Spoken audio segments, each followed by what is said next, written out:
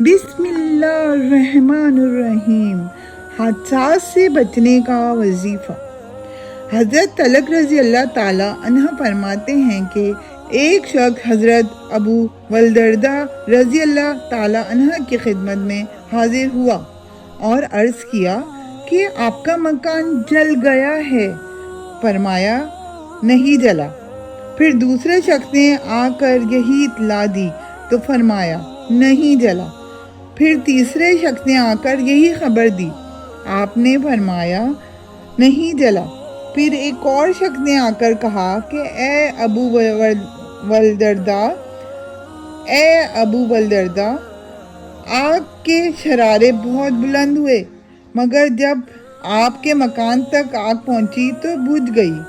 فرمایا مجھے معلوم تھا کہ اللہ تعالیٰ ایسا نہیں کرے گا کہ میرا مکان جل جائے، کیونکہ میں نے رسول صلی اللہ علیہ وسلم سے سنا ہے کہ جو شخص صبح کے وقت یہ کلمات پڑھ لے شام تک اس کو کوئی مصیبت نہیں پہنچے گی۔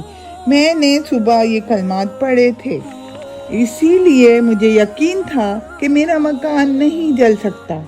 وہ کلمات یہ ہیں: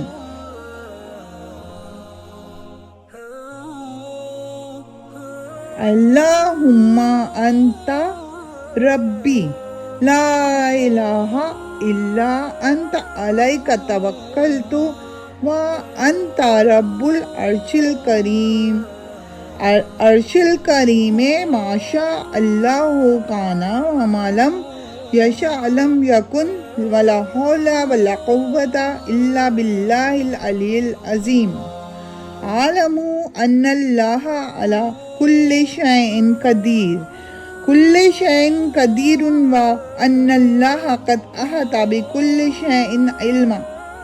اللہم انی اعوذ بک من شر نفسی ومن شر کل دابۃ انت آخذ بناصیتها ان ربی علی صراط مستقیم۔ بسمہ سبحانہ حامدا و مصلیا و مسلما۔ ذیل میں جن قرآنی آیات کو درج کیا گیا ہے وہ ہمارے خاندان میں منزل کے نام سے معروف ہیں۔ ہمارے خاندان اکابر عملیات اور ادعیاء میں اس منزل کا بہت اہتمام فرمایا کرتے تھے اور بچوں کو بچپن ہی سے یہ منزل بہت اہتمام سے یاد کرانے کا دستور تھا۔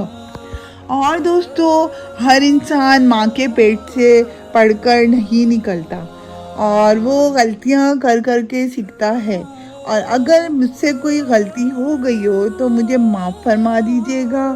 اور اگر آپ کو میرا یہ چینل پسند آ رہا ہے تو میرے چینل کو سبسکرائب، شیئر اور لائک ضرور کر دیجیے گا، اور بہت سی دعاؤں میں یاد رکھیے گا۔ اللہ حافظ۔